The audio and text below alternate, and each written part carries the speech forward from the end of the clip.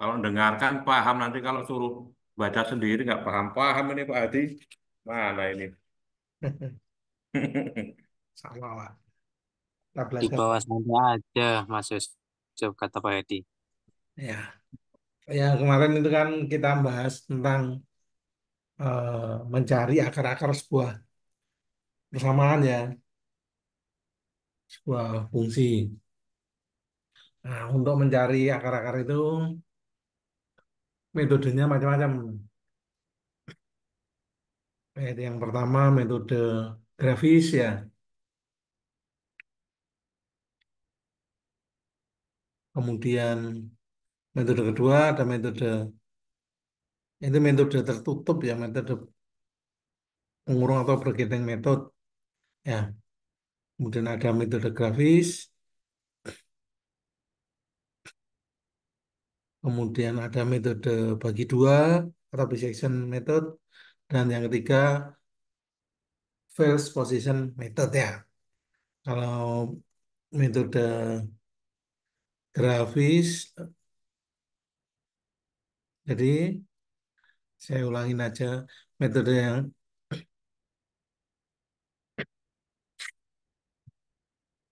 metode eh,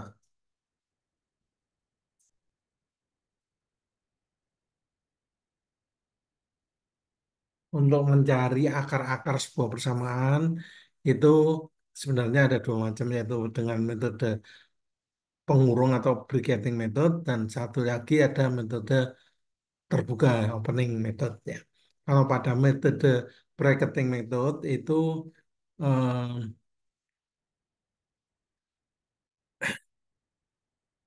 didasarkan pada kondisi bahwa suatu fungsi umumnya berubah dari negatif ke positif di sekitar nilai akarnya. Ya, metode pengurung ini syaratnya harus pertama harus tentukan dua tebaan ya, dua tebaan di sekitar nilai akar dari fungsi tersebut. Nah, ini tebakannya tuh nilainya sembarang, dan jenis-jenis metode kenapa dikatakan metode ini metode pengurung? Karena angka-angka yang digunakan sebagai tebakan itu atau guessing atau perkiraan itu, perkiraan sebagai nilai akarnya itu mengurung akar sebenarnya dari fungsi tersebut kan gitu. Dan cara-cara untuk menyelesaikan eh, pencarian akar dari sebuah fungsi dengan metode pengurung ini ada tiga macam, yaitu ada metode grafik, ada metode bisection method, ada metode false position method ya. Kemudian metode grafik itu caranya ya dengan mengplot atau menggambarkan graf fungsi dari grafik dari fungsi yang dicari pada sebuah sistem koordinat ya, dan di mana grafik tersebut akan memotong sumbu X dari sistem koordinatnya. Nah, titik potongnya tersebut itulah merupakan akar persamaan fungsi tersebut. Sebenarnya sederhana seperti itu kalau metode grafik ya. Contohnya kemarin eh, pada soal ini ya, bagaimana menentukan koefisien drag C yang diperlukan oleh seorang penerjun yang memiliki massa 6,8,1 kilogram untuk mendapatkan kecepatan 40 meter per sekon setelah bergerak jatuh bebas selama 10 sekon bila gravitasi 9,81. Dari persamaan kecepatan gerak jatuh bebasnya kan ini V sama dengan G M per C kalikan 1 minus E pangkat minus C per M kali T. Nah, dengan eh, metode grafis ini,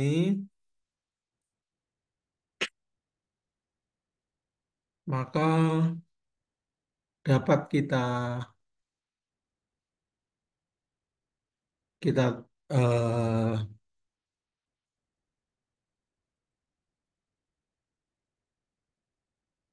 dapat kita tentukan persamaannya. Tadi kan persamaannya V kecepatannya sama dengan G M per C kali 1 min E pangkat minus C per M kalikan dengan T ya. Kan gitu. Nah, persamaan ini untuk ini kan dapat kita tulis sebagai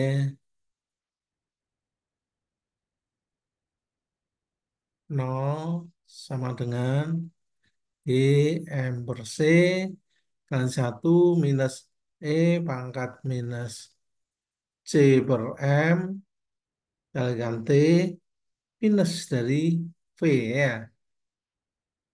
Itu kalau ada sebuah fungsi ya, fungsi f x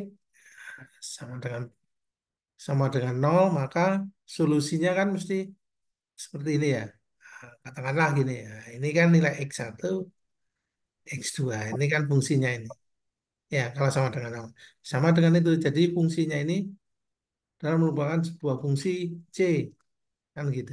Ya, nah sekarang Ya. yang jadi masalah, di mana berapa besarnya nilai c ini pada sistem koordinat itu. Ya, ini kan c, ini kan fungsi fc ya. Bagaimana kurvanya ini? Kalau kita masukkan ya nilai C sama dengan 4, nilai FC akan ketemu ini. C sama dengan Hmm. 8, ketemu sama dengan ini. 12 ketemu ini. 16 akan ketemu ini. Ini. Kalau kita gambarkan dalam bentuk grafik,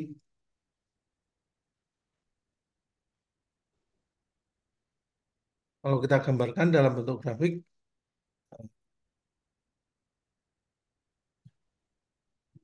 kurang lebih gambarnya kan seperti ini ya. Ini kurva. Nah, bentar, ya. Gambarnya kan menjadi seperti ini. Ini pada saat X sama dengan 4 ketemu di sini. X sama dengan 8 ketemu sini. X sama dengan 12 ketemu sini. X sama dengan 16 ketemu sini. X sama dengan 20 ketemu sini. Hingga grafiknya berupa kurva yang warnanya hitam ini ya. Ini kan berarti grafik F, C. Ya. Ya, maka akar akar persamaan FC ini adalah ini. Titik ini. Ya, inilah akar persamaannya, solusinya.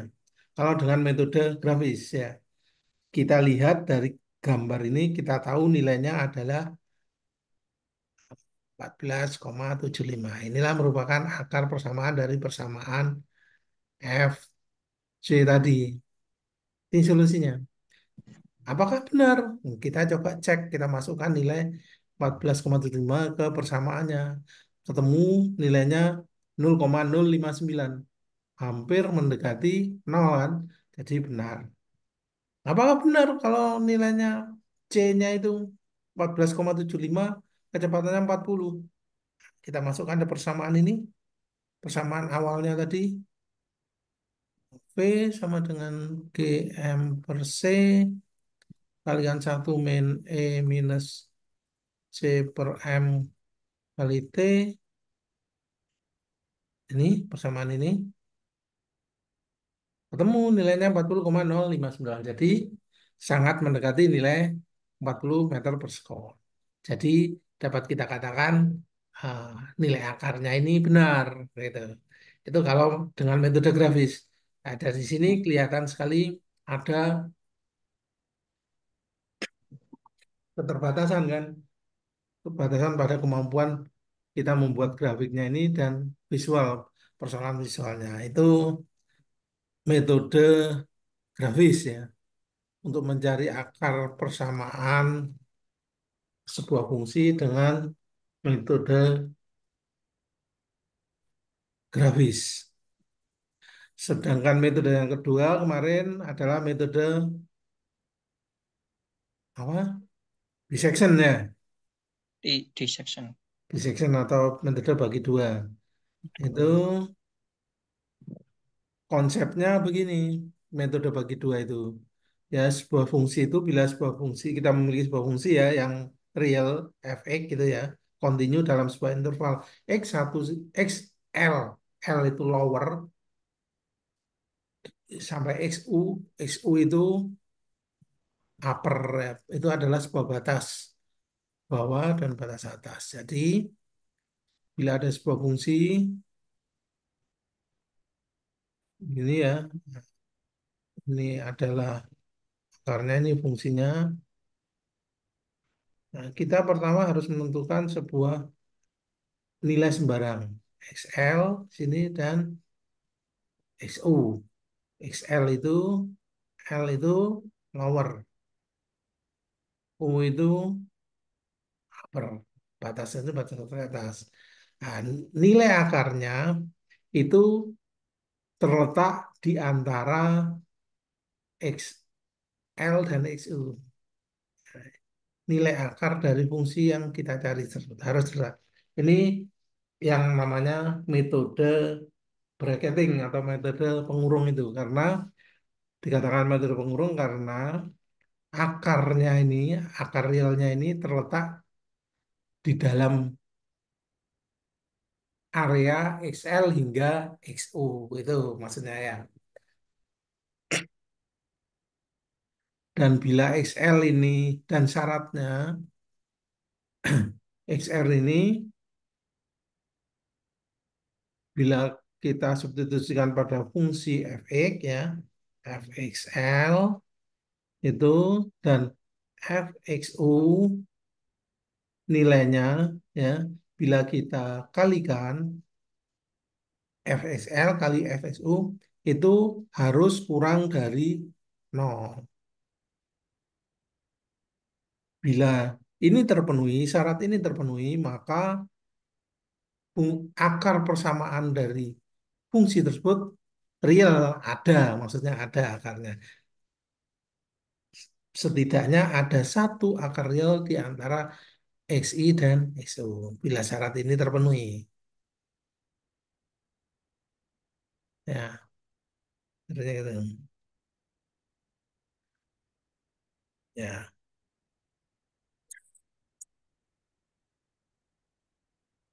Dan berapa besarnya akar realnya? Nah, itu adalah diperoleh dengan membagi dua intervalnya. Jadi XR itu harus sama dengan XL plus XU per 2. Ya. Kemudian bila diperoleh nilainya berapa, maka eh, kita kita update dulu nilainya. Apakah nilai XR ini bila kita masukkan dalam persamaan fxr, dalam fx itu, kemudian bila kita kalikan dengan fxl, apakah bernilai lebih kecil dari 0? Bila lebih kecil, maka pada iterasi keduanya ini nilai XR-nya, XR berikutnya itu eh, masih terletak pada XR per 2. Tetapi bila fxr kalikan dengan fxr itu lebih besar 0, maka eh, nilai XL itu kita update menjadi nilai XR. Karena kalau lebih besar dari 0, eh, katakanlah seperti ini adalah nilai XL, ini XR, ini XU. Bila lebih besar, maka di daerah ini tidak ada akarnya.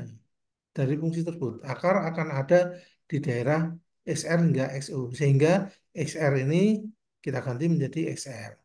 Dan iterasi kita lanjutkan dengan mencari nilai XR baru, yaitu XR ini, XR yang kita peroleh pada iterasi berikutnya, ditambah dengan XU, dibagi dua.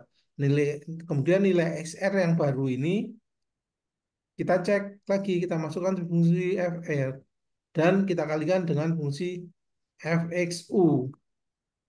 Nilainya bagaimana? Bila nilainya masih lebih kecil 0, maka nilai XR yang terbaru ini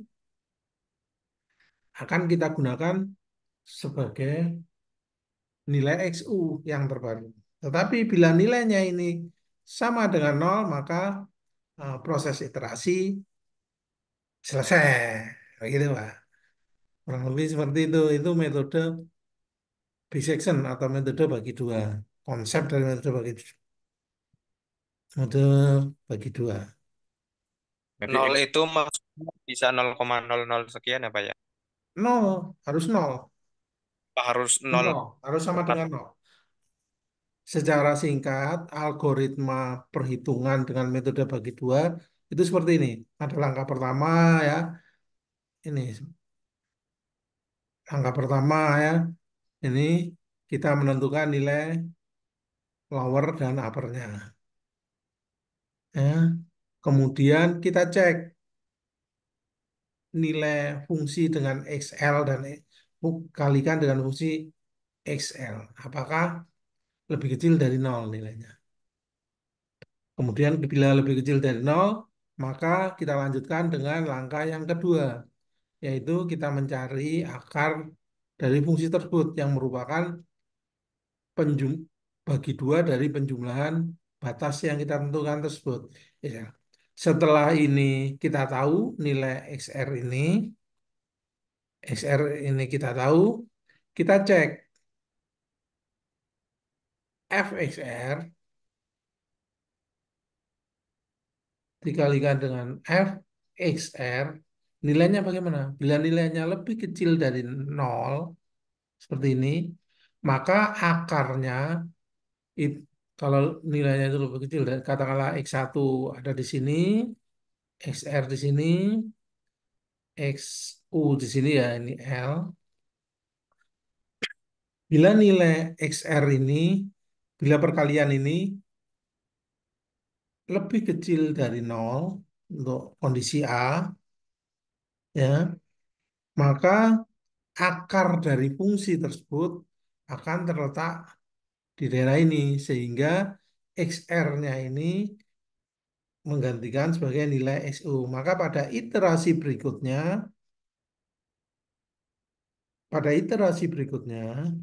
eh, akarnya adalah sama dengan XL ini ditambah dengan XR, XU-nya itu kita update, kita jadikan XR, kita bagi dua. Ya, ini nilai XR yang terbaru. Setelah nilai XR terbaru ini kita peroleh, coba kita cek pada iterasi berikutnya, kita cek lagi apakah fXL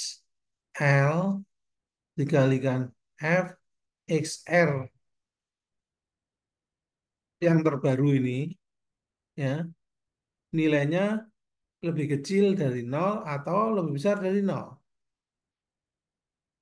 Bila nilainya lebih besar dari 0 ya XL, XR, XU itu bila nilainya lebih besar dari 0, maka akar dari pada iterasi berikutnya itu terletak pada daerah ini. Di sini tidak ada akarnya. Sehingga XR ini menjadi XL. Jadi jadi pada perhitungan XR pada iterasi yang kedua itu adalah eh, adalah nilai XR yang baru ini ya sebagai ditambah dengan XU. XU ini yang merupakan XR yang iterasi sebelumnya bagi 2. Begitu. Demikian seterusnya iterasi berikutnya. Kita cek lagi ini. Nilai ini ya. Kita cek lagi. F, X, R-nya nilai. Kemudian kita kalikan dengan F, X, U ya. Nilainya bagaimana? Kalau nilainya sama dengan 0, maka iterasi berhenti. Lalu stop. Perhitungan selesai. Begitu ya. Konsepnya seperti itu. Berarti intinya sampai mencari angka nol ya Pak, sama dengan nol ya Pak. Jadi terus Ya, dicari.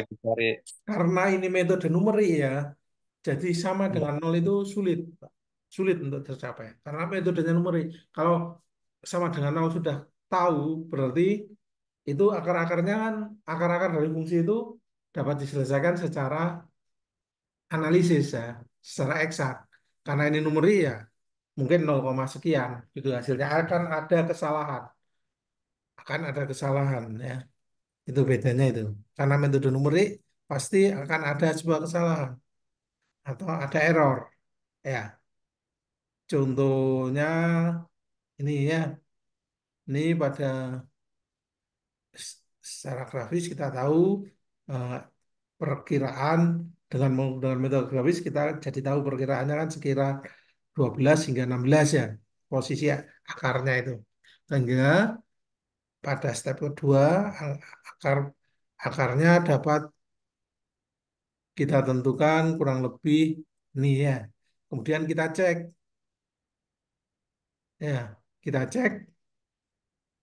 apakah nilai ini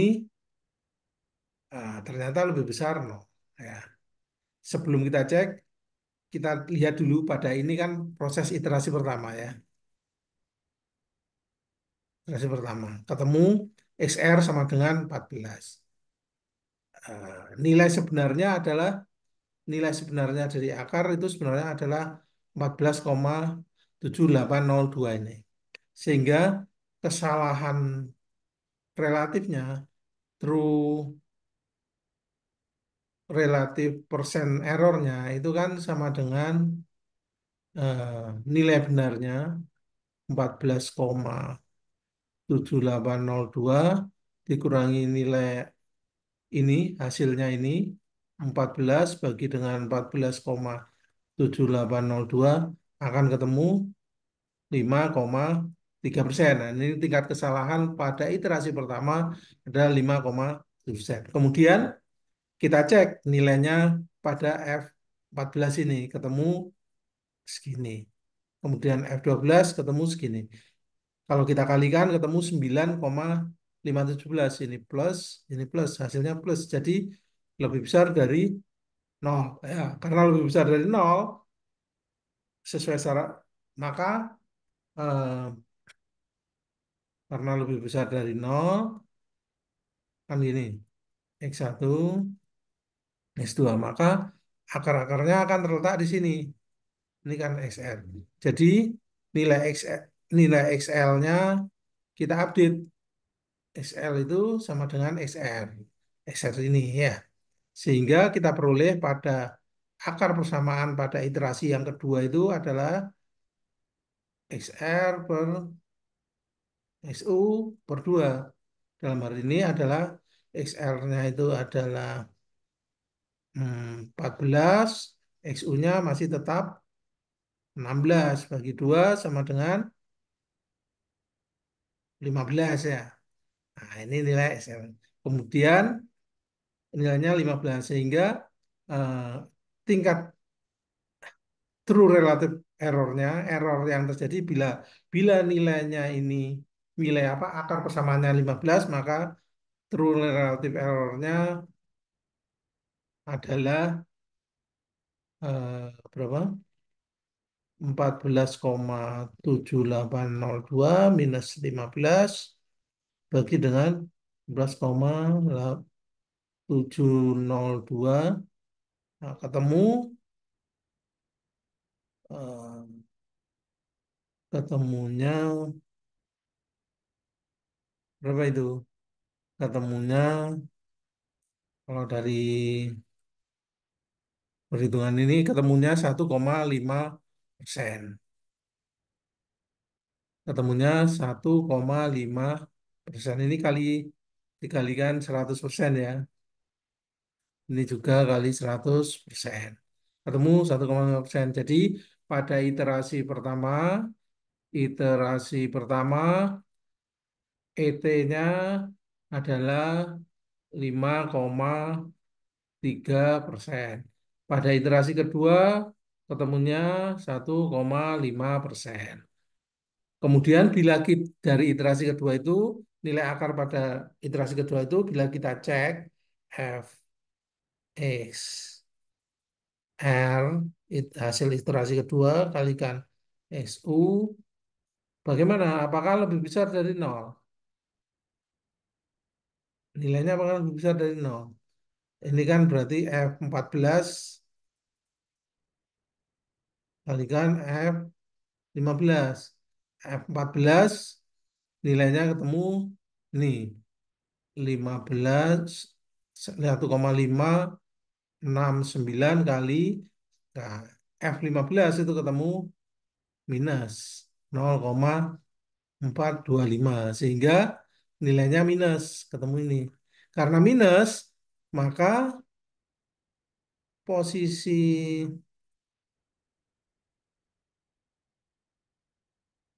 karena minus maka posisi akar yang itu terletak pada area ini ya sehingga ini merupakan XU pada eh, iterasi yang ketiga sehingga pada iterasi yang ketiga nilai akarnya jadi akar-akarnya akan terletak di daerah sini di mana XR itu sama dengan ini 15 ininya sama dengan 14 jadi 14 tambah 15 bagi 2 sama dengan 14,5. Ini akar pada iterasi kedua dan iterasi true error pada iterasi ketiga ini akan sama dengan 14,7802 minus 14,5 dibagi dengan 14,7802 kali 100% sama dengan 1,9%. Begitu seterusnya kita lanjutkan dengan iterasi yang seterusnya ya. Iterasi berikutnya, perhitungan pada iterasi berikutnya. Kalau kita tulis hasilnya kurang lebih seperti ini. Pada iterasi 1, X1-nya 12, XL-nya 12, EU-nya 16. XR-nya akarnya 14, kita presi nilai ya, apa eh, true persentase errornya 5,279. Iterasi kedua kita update nilai XL-nya menjadi 14 karena nilainya XL ya.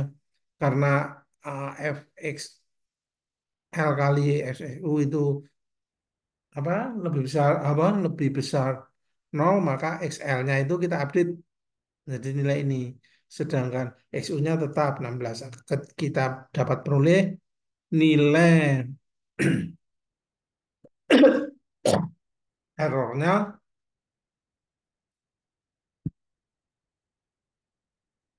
kita peroleh nilai errornya 1,5 tadi ya 1,487. Demikian seterusnya hingga iterasi ke-6 diperoleh nilai error 0,219. Dan eh, karena nilai 0,219 ini sudah sangat kecil sekali ya. Jadi mungkin karena dan batas apa namanya eh, dan kemudian eh, error relatifnya, ini kan error sebenarnya, ini error relatifnya. Ya, syarat sebuah perhitungan itu kita selesaikan itu dari pertemuan yang kedua atau ketiga dulu ya, pada bab 2 dan 3 dulu. Itu kan EA-nya harus lebih kecil dari ET ya. Salah satu syaratnya kan itu. Di mana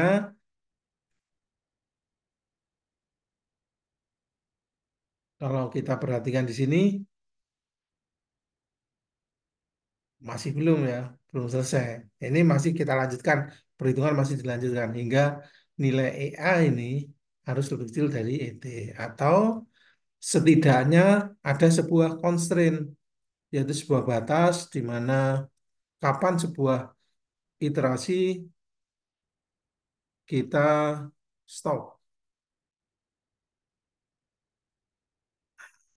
Kurang lebih seperti ini. Iterasi kita stop. Ada sebuah batas, sebuah iterasi. Katakanlah untuk kasus ini,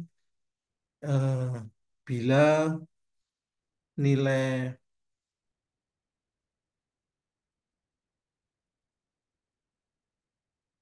bila nilai ET sudah kurang dari 0,5 gitu katakanlah gitu, maka iterasi dihentikan ya, jadi begitu itu sudah tercapai 0,5 iterasi kita hentikan gitu ya, itu metode bisection. Nah sekarang pencarian akar dengan ini algoritmanya ya, bisection. Nah di sini ada statement kapan proses perhitungan ini dihentikan, yaitu bila nilai ini terpenuhi atau ada sebuah batas ini terpenuhi. Itu kemudian bagaimana metode lain untuk perhitungan pencarian akar dengan sebuah fungsi dapat pula dilakukan dengan metode posisi palsu atau false position method. Nah, ini prinsipnya itu seperti ini. Atau kalau posisi palsu ini prinsipnya seperti ini. Yaitu katakanlah fungsinya ini ya, fx ini adalah fungsinya gitu. Maka dari grafis ini kita tahu eh, nilai akarnya kan di sini ya. Nilai akar sebenarnya. Kalau dengan metode posisi palsu ini,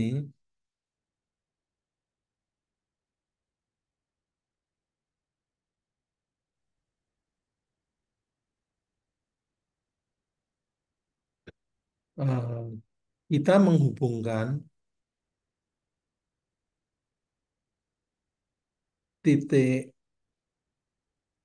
XL dan XU ya dengan sebuah grafik, dengan sebuah garis yang warnanya hitam ini. Sehingga akan memotong di sini ini adalah FXI XL dan ini adalah FXU. Nah, dan dari garis ini yang hitam ini akan memotong sumbu X ini dan ini adalah merupakan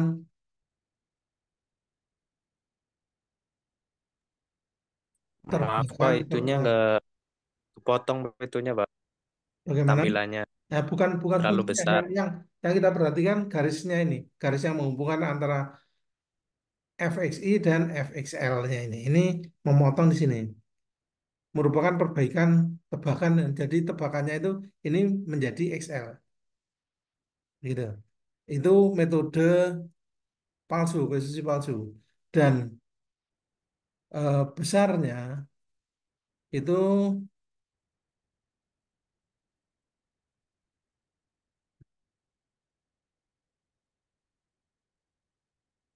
besarnya ini adalah XI-nya. Ya. Ini kan sebuah segitiga. Ya. Ini juga sebuah segitiga. Dengan perbandingan fxi, fxl dibagi jarak ini dengan ini, ya. Kemudian ini fxu nilai ini dibagi dengan jaraknya ini,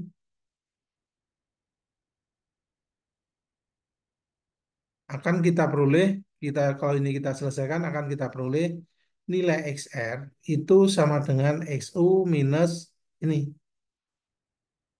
fxu XL min XU bagi dengan fxl min fxu. Ini nilai akar yang kita peroleh dengan metode posisi palsu ini.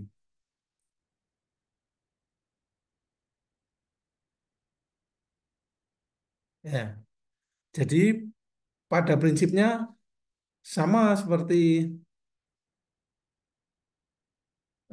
metode bisection tadi.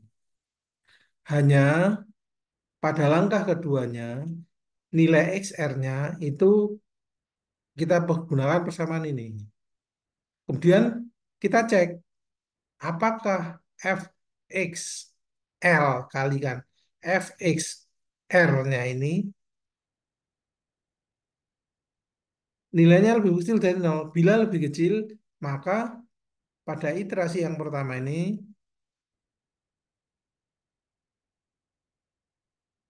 XR, XL, XR, XU. Bila lebih kecil, maka akarnya akan terletak di daerah sini. Sehingga XR ini sama dengan XU. Ya. Sehingga pada iterasi yang kedua, XR adalah sama dengan XL plus XU. U ini bagi 2. Kemudian hasilnya ini kita kita cek lagi. Kita kalikan fxr, ini R-nya ini kalikan dengan fxl. Apakah nilainya lebih kecil atau lebih besar? Kalau lebih besar, maka pada iterasi yang kedua ini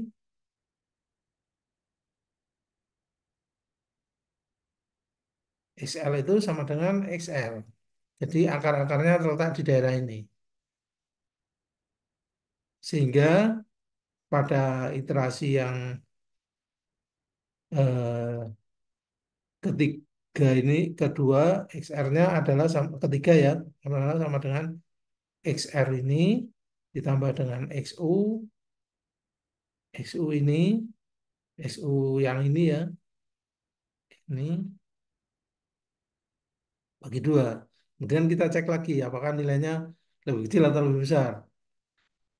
Kalau lebih besar ya yang kita update XL-nya. Kalau lebih X, kita update XU-nya ya. Tapi kalau lebih kecil ya XL-nya yang tadi. Demikian seterusnya hingga eh, hingga eh, nilai error sebenarnya memenuhi syarat EA lebih kecil dari ET atau sesuai jumlah iterasi sebuah syarat yang ditentukan. Itu intinya metode palsu itu. Inti dari metode palsu. Ya. Nah, adapun contohnya pada metode palsu ini ya, kalau persoalan yang tadi itu tentang terjun bebas itu, ya,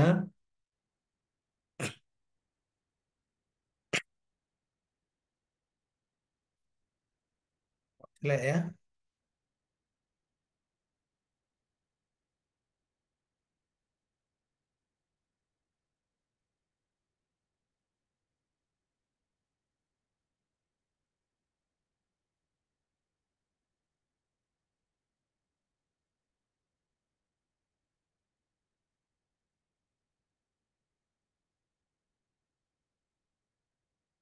Ya, pada iterasi pertama kita tahu bahwa XL 12 ya. Maka Fx1 temu ini. U-nya 16. Maka ketemu fungsinya pada F16 ini. Sehingga akar persamaan dengan metode palsu dapat kita cari ketemu 14,9113. Dan relatif errornya ET akan sama dengan 14,7802 minus 14,9113 bagi 14,7802 kali 100% akan ketemu ini 0,89%. Ya, ini tingkat kesalahannya gitu. Kemudian bila kita lanjutkan dengan iterasi kedua, kita cek F ini kita kalikan akan ketemu nilainya adalah minus satu sehingga eh, karena minus maka ini lebih kecil dari nol. Karena lebih kecil dari nol, maka akar-akar akan terletak di sini.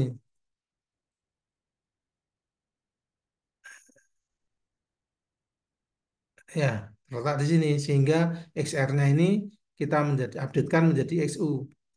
Dan ini jadi XU yaitu sama dengan berapa? 14,9113. Nah, ini ketemu ini ya kan? Ini nilainya ini kita masukkan persamaannya kan kita peroleh nilai XR-nya yang baru adalah pada iterasi kedua adalah 14,977 dan nilai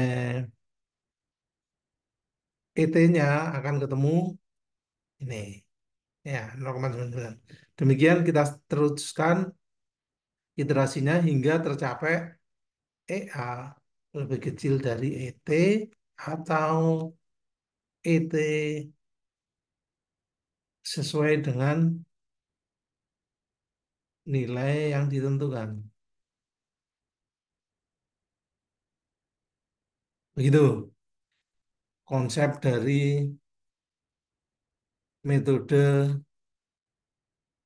palsu ini. Ya, ini konsep dari metode palsu ini. Posisi palsu. Pencarian akar-akar dengan metode pencarian dengan metode palsu ya. Itu adalah brigade apa namanya? Mencari akar dengan metode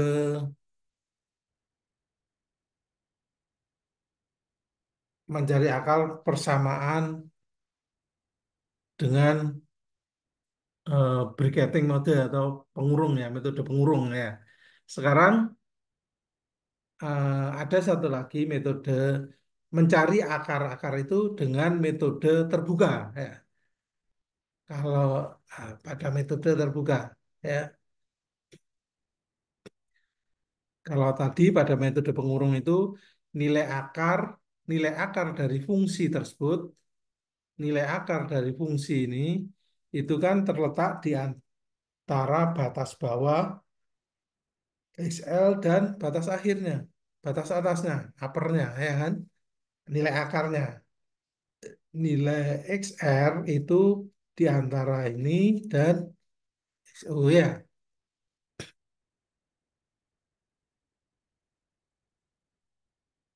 gitu ya. Sedangkan, kenapa bos?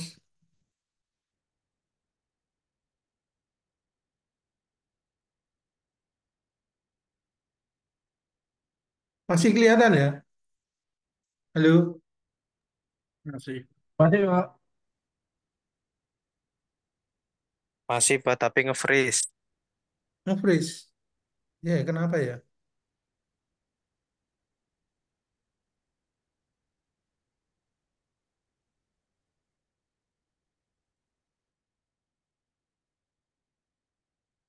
Udah ya, nggak freeze. Ya, jadi pada metode pengurung atau bracketing method tadi itu, nilai akarnya itu terletak eh, di antara nilai akarnya itu terletak di antara batas bawah dan batas atasnya kan gitu ya, nilai akarnya. Dan ini nilai ini pendekatan karena metode numerik ya, nilai XR ini ya tetap merupakan sebuah pendekatan. Pasti akan ada nilai errornya ya, sebenarnya. Itu pada metode numerik. Sedangkan pada metode lain yaitu metode terbuka, open method, itu untuk mencari akarnya itu kita hanya memerlukan satu atau dua tebakan saja, yang tidak harus mengukur di mana nilai tebakan itu, nilai XL atau XU-nya itu tidak harus mengurung akar sebenarnya. Hasilnya nanti itu bisa divergen dan bisa konvergen. Kalau pada brigating method itu selalu konvergen kan hasilnya, selalu menuju ke nilai yang sebenarnya, akar yang sebenarnya. Tetapi kalau metode dengan mempergunakan metode terbuka, itu hasilnya belum tentu konvergen, bisa jadi divergen sehingga akarnya menjadi tidak ketemu. Kalau divergen artinya tidak ketemu. Kalau dan bisa jadi konvergen dan keuntungannya dengan mempergunakan metode open ini itu proses untuk mencapai nilai konvergensinya itu lebih cepat gitu ya. Jadi secara apa namanya? Secara grafis itu dapat kita ilustrasikan seperti ini. Ya, pada metode brigating method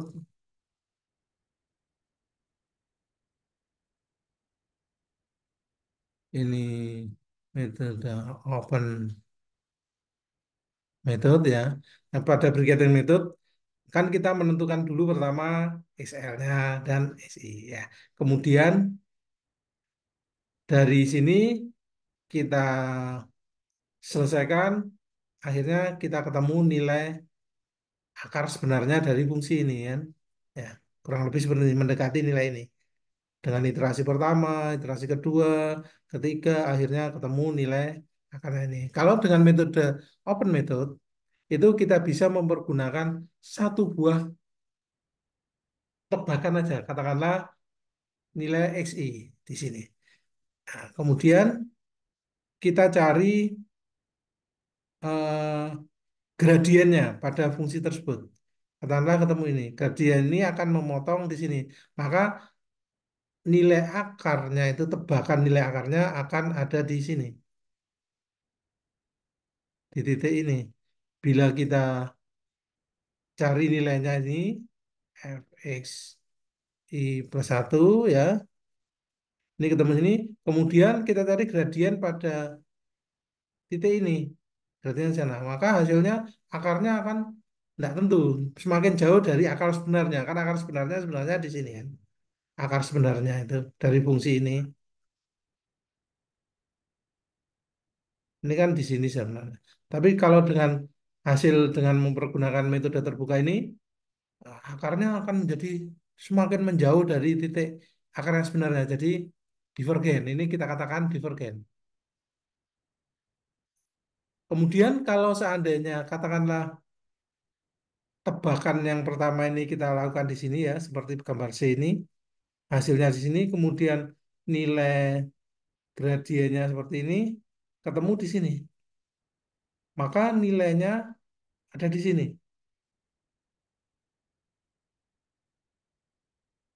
Ya, gradiennya ini, nah, ke sana mendekati nilai akar yang sebenarnya dari fungsi ini, ya kan? Ini kita namakan konvergen. Sehingga proses untuk mencari XR dengan metode terbuka ini hanya butuh satu iterasi satu, dua, hanya butuh dua iterasi saja. Sudah bisa ketemu nilai XR yang mendekati nilai XR sebenarnya. Ini keunggulan mempergunakan metode terbuka ini.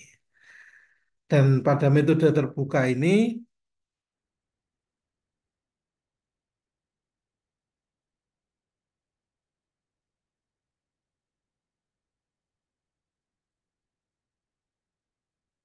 ada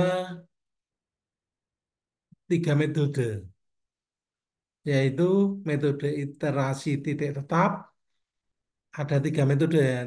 Pertama adalah iterasi titik tetap,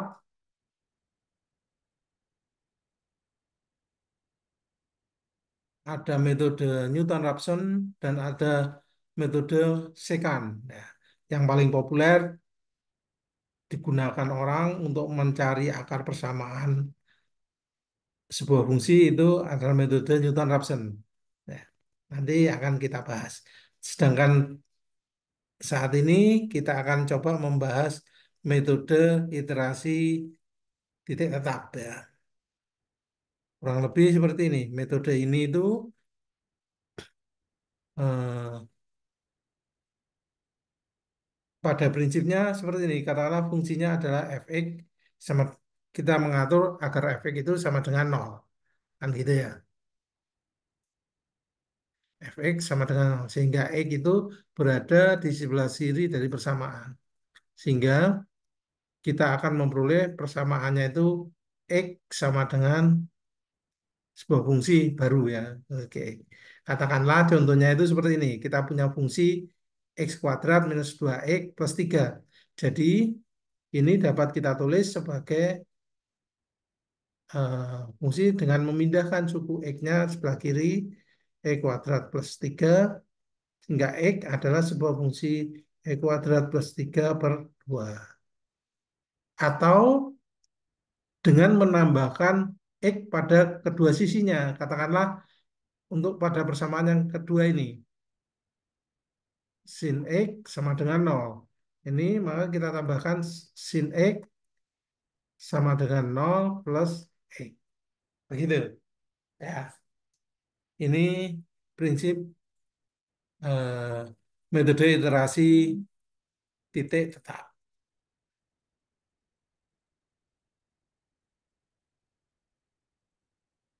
Jadi tebakan angka akarnya untuk berikutnya pada metode ini adalah mengikuti persamaan ini. Dan kesalahan perkiraannya mempergunakan nilai ini. Kurangi ini bagi dengan, ya, itu tebakannya. Kemudian contohnya seperti ini. Katakanlah kita memiliki fungsi fx pangkat minus x min x. Ya, ini bila kita selesaikan dengan metode ini, kita selesaikan eh, x-nya kita pindah ke ruas kiri ya, maka persamaannya akan menjadi seperti ini. Dan bila kita selesaikan, akan kita peroleh hasil seperti tabel ini. Ya, dengan nilai akar sebenarnya ini, sehingga akan kita peroleh true percent relatif errornya ini ya. Ya, ini kalau secara grafis mungkin dapat kita gambarkan seperti ini.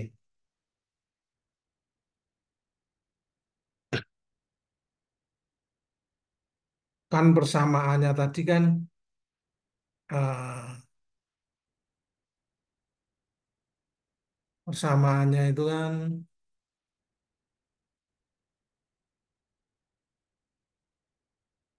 apa tadi? Ini ya, fx sama dengan e minus x min x. Kalau kita gambarkan kurang lebih persamaannya kan ini berupa garis ini fungsinya ya.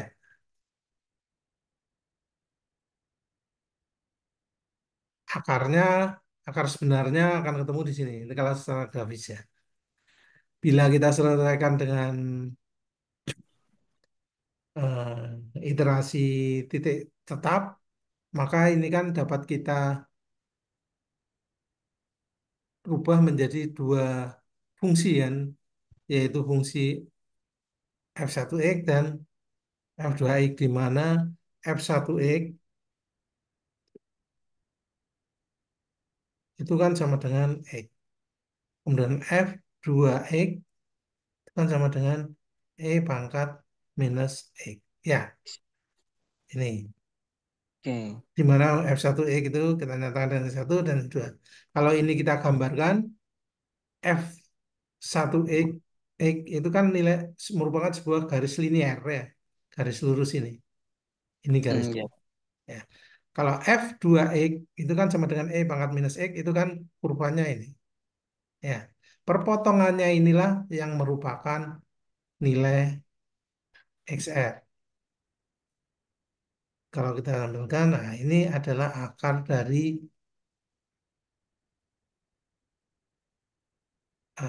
fungsi ini. Konvergensi. Itu konsep konvergensi untuk persamaan tadi ya. Nah, Konvergensi. sekarang dan nah, jadi kalau kita selesaikan ya, saat x sama y1 sama dengan x, untuk nilai x-nya itu 0, y1-nya ketemu 0. Sedangkan y2-nya ketemu ini. X2, y1 ketemu ini. Kan f 0,0 itu kan sama dengan X kan. Kalau Y1 kan ini F1 ya. Berarti X sama dengan 0. Ya kan? Saat Iya, F 1 0,2 sama dengan 0,2 ya. Demikian dua. seterusnya. Sedangkan F2 0,0 itu kan sama dengan apa? E pangkat Dua. minus Eh, 0. Min 0. Sama dengan 1 ya. Demikian pula ya. pada F2 0,2 itu kan sama dengan E pangkat minus 0,2 sama dengan 0,819. Demikian seterusnya ini ya. Sehingga Oh, eh, akar persamaannya ini dapat kita tentukan nilainya adalah sama dengan ini 0,57. Yaitu terletak, jadi akar persamaan itu akan terletak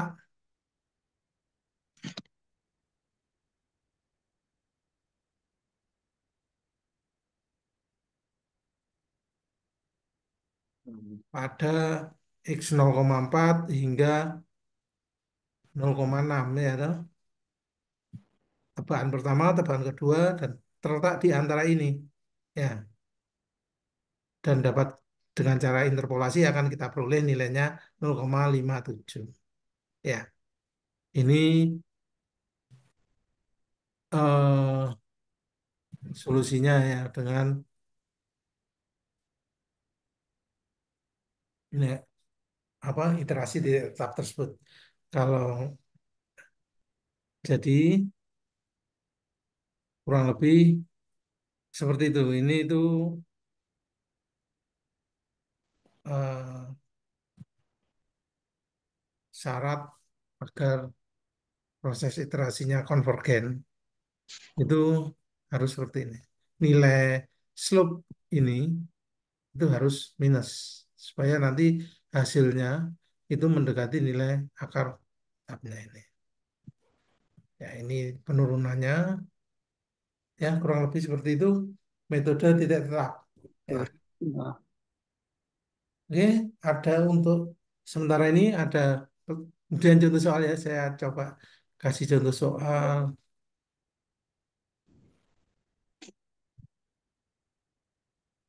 Contoh contoh mengerjakan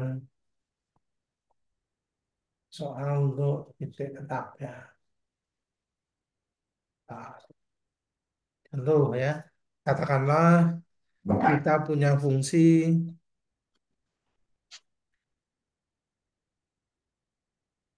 sama dengan minus 2x pangkat 3 dikurangi 11,7x kuadrat ditambah 17,7x minus 5. Bila eh, diselesaikan dengan metode iterasi titik tetap hingga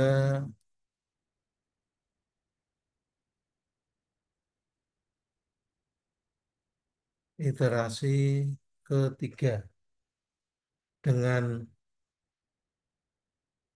nilai awal sama dengan 3. Prosesnya seperti ini.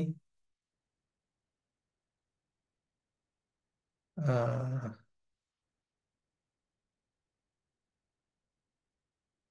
Solusinya ya ini persamaan ini kita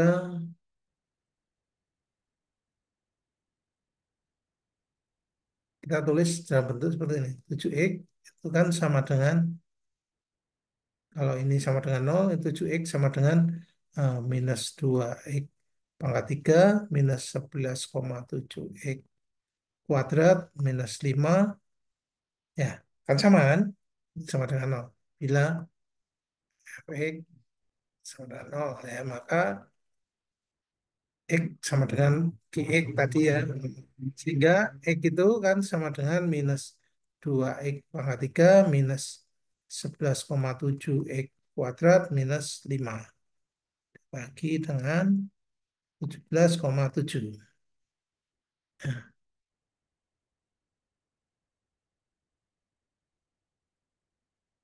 Sehingga dan syarat eh, agar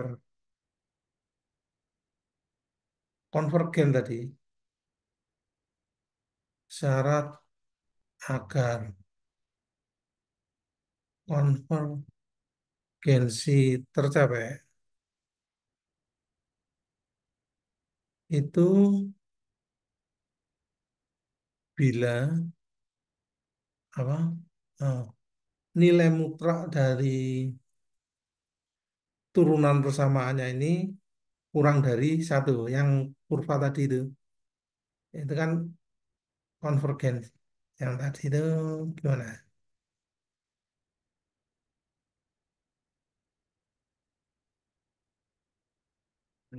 Kalau tebalan pertama dari sini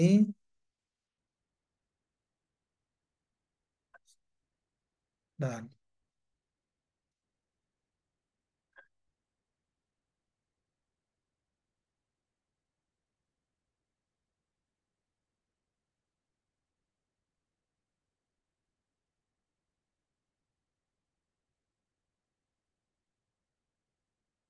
ya ini ya kurva yang C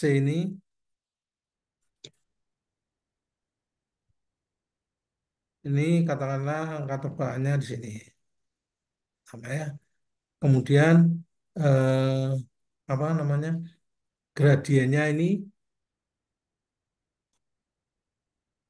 turunan pertamanya ini akan minus sehingga ketemu di sini. Bila kita proyeksikan kemudian gradien yang kedua pada iterasi kedua ketemu di sini nilainya. Ini ya XR yang kedua Ini ketemu sini. Akhirnya mendekati nilai akar yang sebenarnya. Ini namanya konvergen. Oke. Ya, sedangkan pada untuk bila kasusnya seperti yang A ini juga mendekati, tetapi prosesnya lebih banyak. Tapi kurang konvergen. Jadi syarat sebuah konvergen itu bila G aksen X atau slope-nya itu harus lebih kecil dari nilai satu. Ini dan ini dapat dibuktikan pada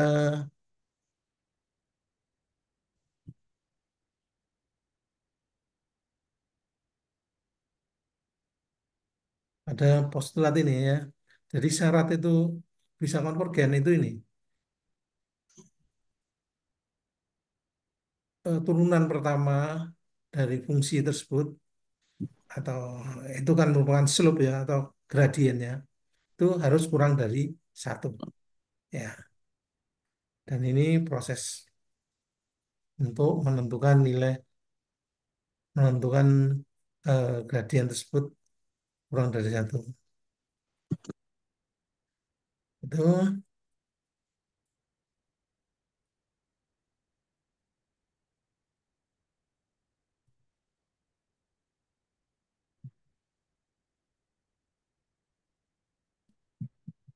ya dari satu sehingga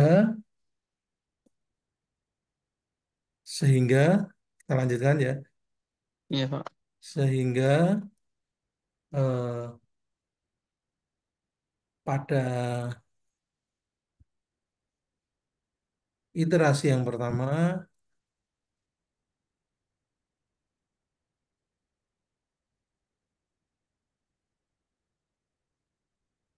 eh, sehingga untuk X awalnya itu sama dengan 3 maka nilai X pada iterasi pertama itu kan sama dengan minus 2 kali 3 pangkat 3 minus 11,7 kali 3 kuadrat kurangi 5 dibagi dengan 17,7 akan ketemu 3,1. Nah, perhitungan saya itu ketemu 180,791. Ya, maka eh, kesalahan relatifnya adalah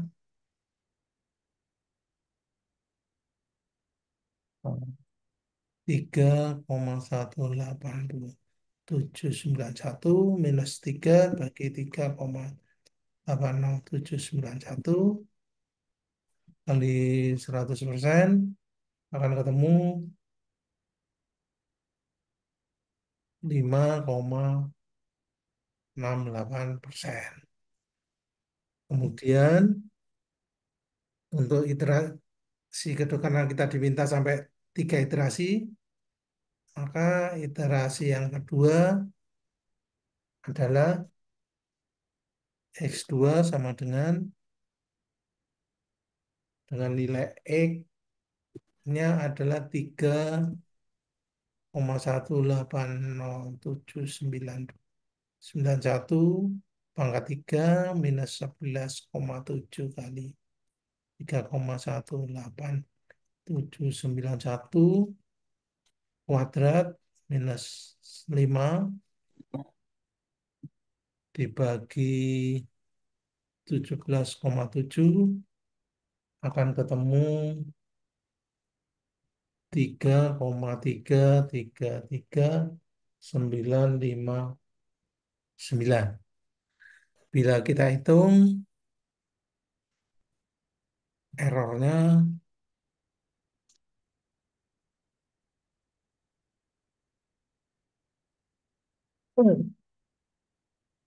3,333,959 minus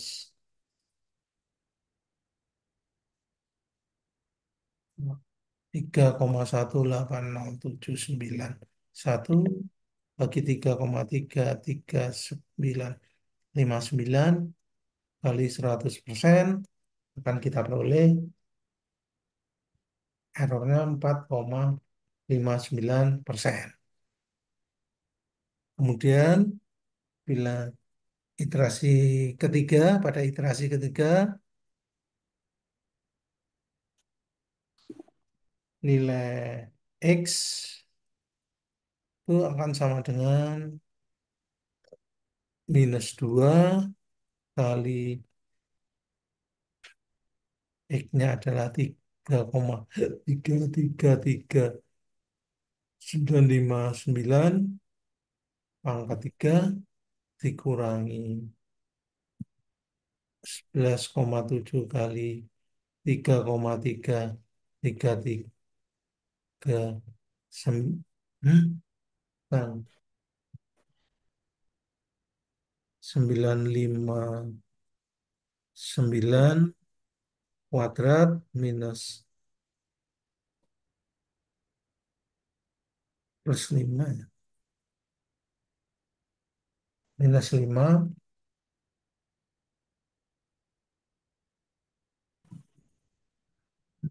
dibagi 3,333 maaf salah, dibagi dengan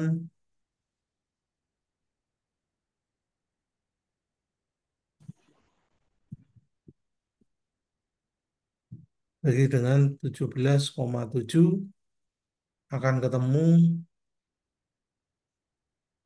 3,4. Ini sama dengan 3,442543. Maka errornya akan sama dengan, kalau kita hitung ketemu 3,15%. Nah, jadi akar persamaan dari fungsi tersebut adalah pada iterasi ketiga adalah